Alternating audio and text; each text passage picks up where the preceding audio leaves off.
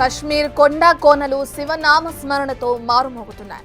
భక్త కోటి పరమ పవిత్రంగా భావించే అమర్నాథ్ యాత్ర ప్రారంభమైంది.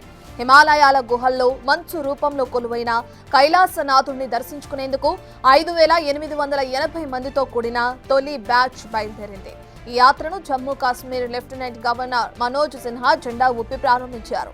ఆగస్టు 9న శ్రావణ పూర్ణిమతో ముగిసే ఈ సాహస యాత్ర దాదాపు 38 రోజుల పాటు జరగనుంది.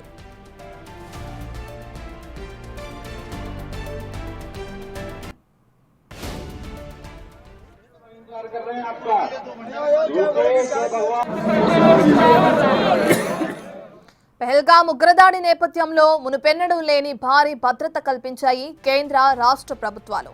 యాత్రికులకు RFID ట్యాగ్లు ఇచ్చారు. అలాగే ఎలాంటి అవాంఛనీయ సంఘటనలు జరగకుండా నేరస్తులను గుర్తించేందుకు అటు ఫేస్ రికగ్నిషన్ సిస్టమ్ను కూడా అందుబాటులోకి తెచ్చారు. యాత్రా మార్గాన్ని నో ఫ్లై జోన్ గా ప్రకటించారు. ప్రతికూల వాతావరణ పరిస్థితుల కారణంగా ఈసారి అమర్నాథ్ యాత్రకు హెలికాప్టర్ సర్వీసులను నిలిపివేశారు.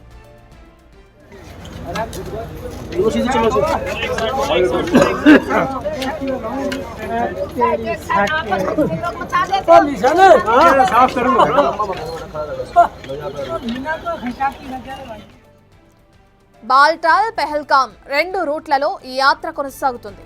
ఉగ్రదాడి తర్వాత భక్తులు తగ్గుతారని అంచనాలు వచ్చాయి.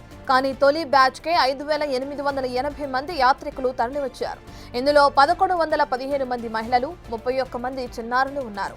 ఈ ఏడాది భక్తుల రిజిస్ట్రేషన్లు భారీగా పెరగడంతో దాదాపు 5 లక్షల మంది వస్తారని ప్రభుత్వం అంచనా వేసింది. యాత్రికుల సౌకర్యార్థం అన్ని మార్గాల్లో వైద్య శిబిరాలు, ఆహారం, వసతితో పాటు వారి భద్రత దృష్ట్యా CCTV, డ్రోన్ నిఘాతో పాటు హెల్ప్ డెస్క్ ఏర్పాటు చేశారు.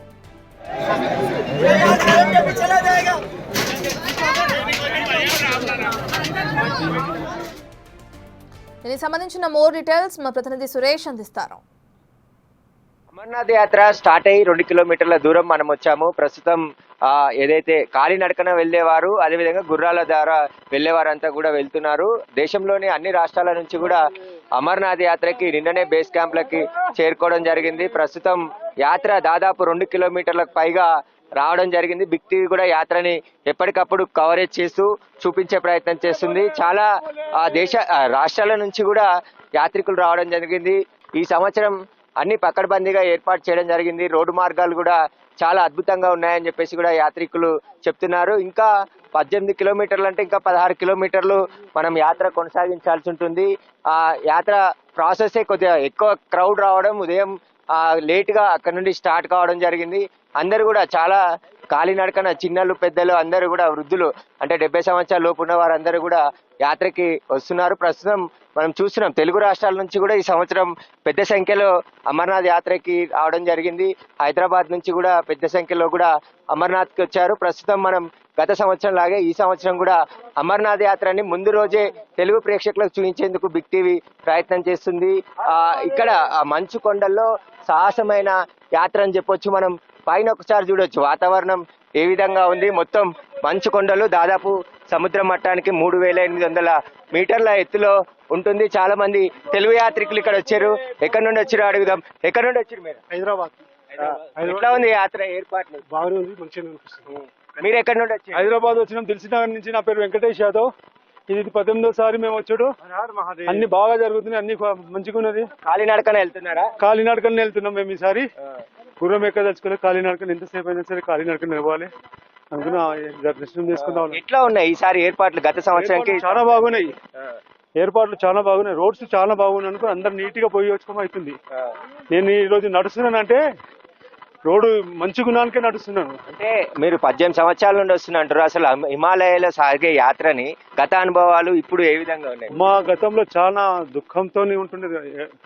అమర్నాథ్ యాత్ర అంటే దుఃఖంతో ఉంటుండే. ఇప్పుడైతే ఈజీగా పోయి రావచ్చు, ఎవరైనా హ్యాపీగా రావచ్చు ఈ రోజులలో అని చెప్పి. మీరు ఎక్కడి నుండి వచ్చారు? మేము వనస్థలిపురం ఎల్బీ నగర్కి వెళ్ళి వచ్చినామండి. ప్రతి సంవత్సరం వస్తాం మేము కూడా, మా అన్న వాళ్ళే మడే వస్తాము. ప్రతి సంవత్సరం కన్నా ఈసారి సీసీ రోడ్లు కూడా వేసారు. ఈ యాత్రలో ప్రతిసారి మట్టి రోడ్లు ఉంటుండే, చాలా ఇబ్బంది అవుతుండే. ఆ దుమ్ముకు మొత్తం పొగ, మొత్తం డిస్టర్బెన్స్ వచ్చి బాగుంటుండే. కానీ ప్రతిసారి కానీ ఈసారి చాలా బ్రహ్మాండంగా చేశారు. సెంట్రల్ గవర్నమెంట్ కానీ, స్టేట్ గవర్నమెంట్ కానీ, గవర్నమెంట్. మీరు ఎక్కడ నుండి వచ్చారు? కృష్ణా నుంచి వచ్చాను. కానీ ఏర్పాట్లు మనం చాలా బాగున్నాయి. అట్మాస్ఫియర్ ఎంజాయ్ చేయొచ్చు. పెహల్గాం అనేది మర్చిపోయి మన పాల్టన్ నుంచి బిగ్ టీవీ కూడా యాత్రను చూపించాలనే ప్రయత్నం తెలుగు యాత్రలో మీరంటే వచ్చిర్రు, రాని వాళ్ళందరికీ కూడా ఈ రోజే యాత్ర చూపించాలి. ఎట్లా అనుకుంటున్నారు? సెక్యూరిటీ పరంగా కానీ ఏర్పాట్ల పరంగా నెంబర్ 1. అసలు దర్శనం చేసుకోవడమే భాగ్యంగా భావించాలి. ఏ ఆటంకం వచ్చినా మీరు కాలు ముందుకేస్తే అన్ని భగవంతుడు తీసుకెళ్తారు. ఇంట్లో కూర్చొని ఆలోచిస్తే ఇక్కడ రాలేరు. అది చాలా గుర్తుపెట్టుకోవాలి. బయటకు వచ్చి అడిగి పహల్గాం దాడి ఘటన తర్వాత యాత్ర